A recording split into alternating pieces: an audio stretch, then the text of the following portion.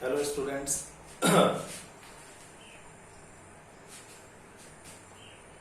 आप लोग आज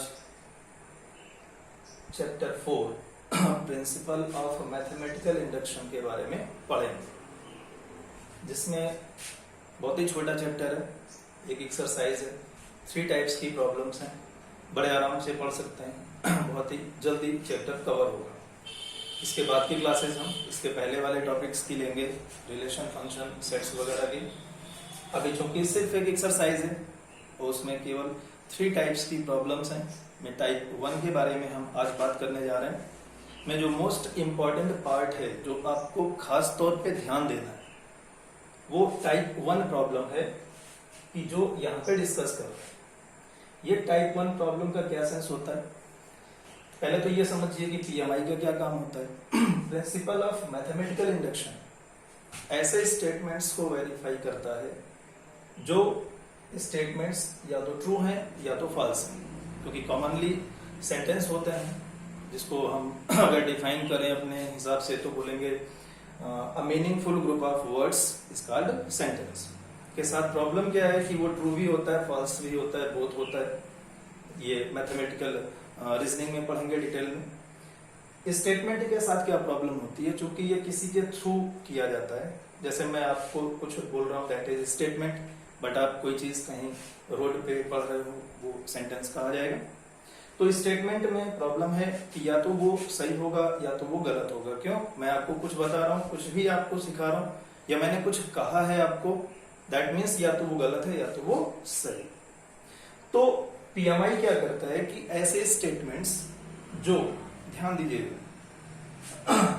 एन की पॉजिटिव इंटीजर वैल्यूज पे डिफाइंड होते हैं, ऐसे स्टेटमेंट्स को वेरीफाई करता है कि वो ट्रू होगा या फॉल्स होगा।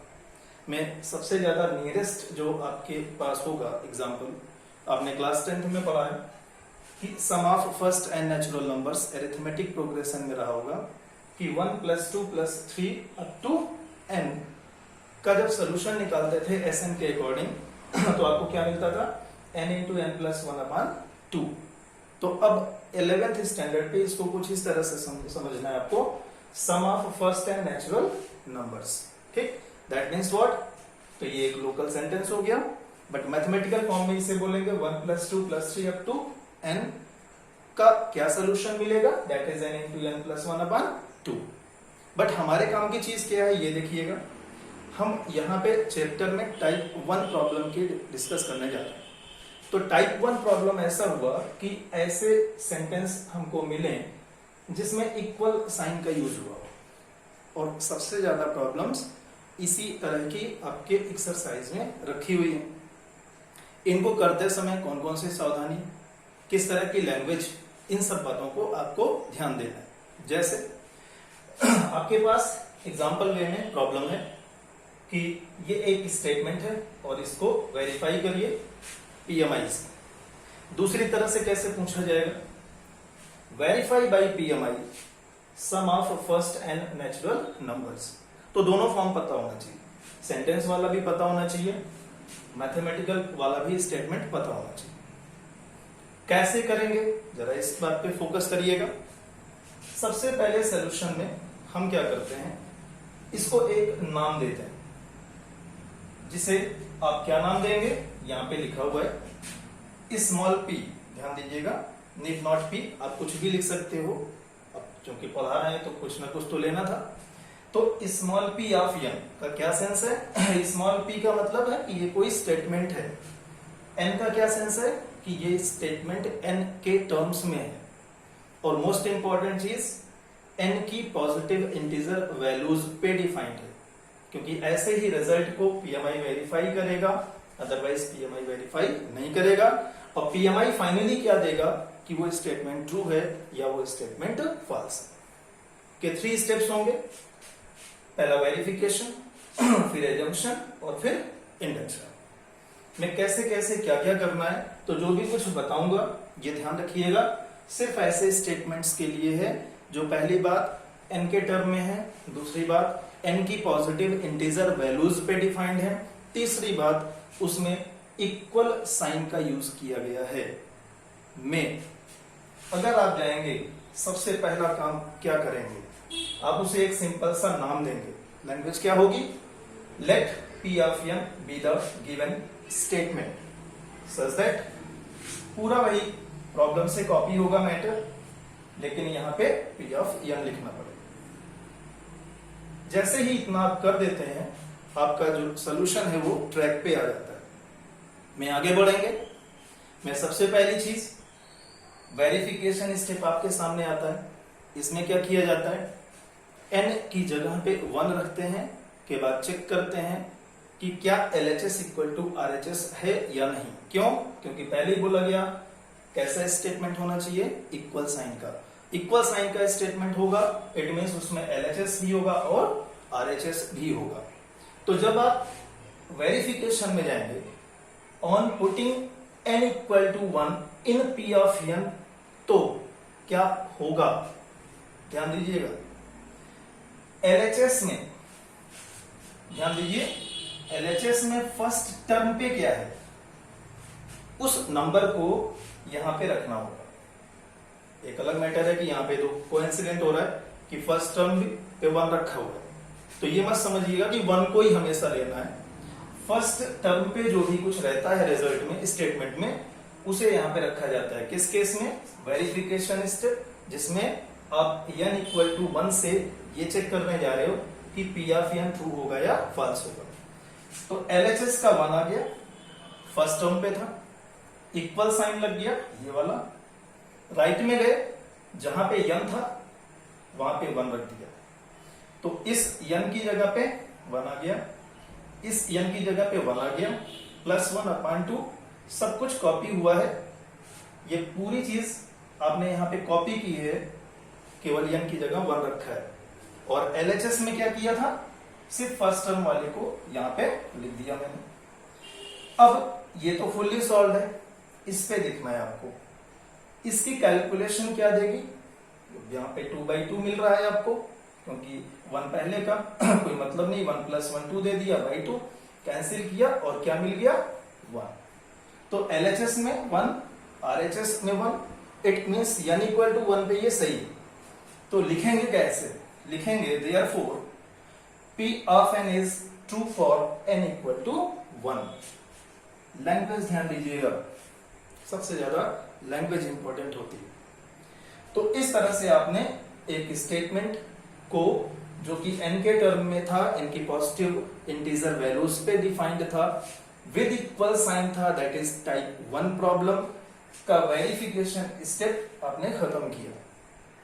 अगर ये ट्रू हो जाता है तब आगे जाइएगा, अगर ये कभी फॉल्स हो गया, like LHS is not equal to RHS, तो वहीं रुक जाना है, बोलना है स्टेटमेंट क्या है, फॉल्स, आगे नहीं करना होता कुछ। बट अगर वेरिफिकेशन में LHS इक्वल टू RHS मिल गया, देन प्रोसीड में कौन सा स्टेप है अगला, दैट इज एजम्पशन स्टेप। जैसा कि नाम वैसा काम, यहां एज्यूम होता है। कैसे करते हैं, उस लैंग्वेज को ध्यान दीजिए। Now we assume that P of n is true for n equal to k such that, में सबसे आसान यही स्टेप होता है। क्यों, पूरा का पूरा मेन रिजल्ट कॉपी करते हैं, n की जगह k रख दिया जाता है बस। करते क्यों है, क्योंकि वेरीफाई हो चुका है n इक्वल टू 1 पे, तभी करेंगे आप।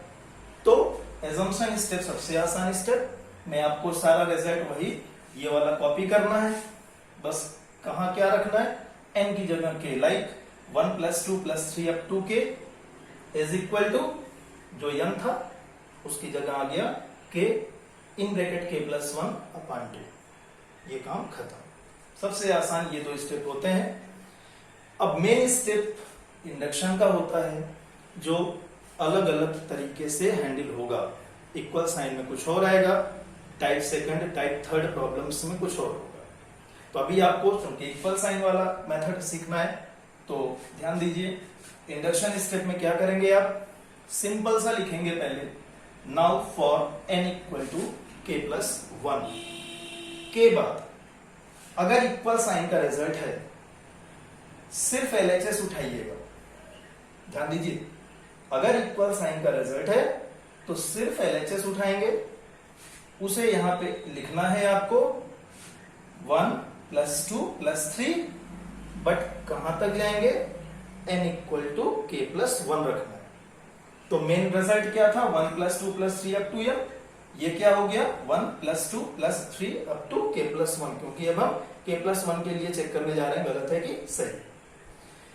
में अगली लाइन क्या होगी, उसके लिए आपको स्टार्टिंग के फर्स्ट 3 स्टेप्स को एनालाइज करना है कि यहां पे 1 है, प्लस 1 पे 2, प्लस 1 पे 3, तो k प्लस 1 के जस्ट पहले क्या होगा। तो अगर ये ट्रैक समझ में आ रहा है कि 1 ही प्लस हो रहा है, तो k प्लस 1 के जस्ट पहले कौन मिलेगा, k मिल जाएगा। से फायदा क्या होगा, इस 1 से लेकर k तक के लिए एक शॉर्टकट रखा हुआ है, किस जगह पे, एजम्पशन में। तो आपने 1 से k तक की जगह क्या लिख दिया, k into k plus 1 upon 2, ये देखिए यहां से कॉपी किया, इस मैटर को हटाया, इस मैटर को पोस्ट किया, साथ में कौन चल रहा है, k प्लस 1 चल रहा है। अब आगे बढ़ेंगे तो कैलकुलेट कैसे करेंगे, 2 तरीके होते हैं, पहले एलसीएम लीजिए फिर कॉमन लीजिए, या पहले कॉमन लीजिए फिर एलसीएम करिए, तो जो भी रहता है सिचुएशन की डिमांड होती है, ठीक। हम वो स्टेप पकड़ते हैं मोस्टली जहां पे हम परेशान कर रहे हैं। तो हमने k प्लस 1 को पहले कॉमन कर लिया, जैसे ही कॉमन करेंगे इस फर्स्ट वाले टर्म पे k प्लस 1 कॉमन चला गया, बचा k बाई 2, प्लस के बाद सिर्फ k प्लस 1 ही था, इसलिए वहां पे क्या बच गया, 1 बच गया। तो इससे काम आसान हो गया। अब फर्स्ट ब्रैकेट को टच ही नहीं करना है, k प्लस 1 था, k प्लस 1 रहेगा। सेकेंड ब्रैकेट में देखिए k बाई 2 प्लस 1 है, आप एलसीएम ले सकते हो आसानी से, 2 यहां चला जाएगा, k प्लस 2 अपॉन 2 हो गया, ठीक। में अभी सैचुरेशन नहीं क्लियर हो रही है कि क्या हम k प्लस 1 के नियरेस्ट हैं, तो उसके लिए एक सेटिंग की जाती है, उसको हाइलाइटर वे में भी आप बोल सकते हैं कि जो हमारे रिजल्ट में n था उसकी जगह क्या दिख रहा है, k प्लस 1। अगला क्या दिखना चाहिए, n प्लस 1 में n की जगह k प्लस 1 दिखना चाहिए। तो हमने इस k प्लस 2 को क्या लिख दिया, k प्लस 1 प्लस 1, और k प्लस 1 पे इस तरह से हाईलाइट कर दिया, इससे क्या नजर आएगा, n into n plus 1 upon 2।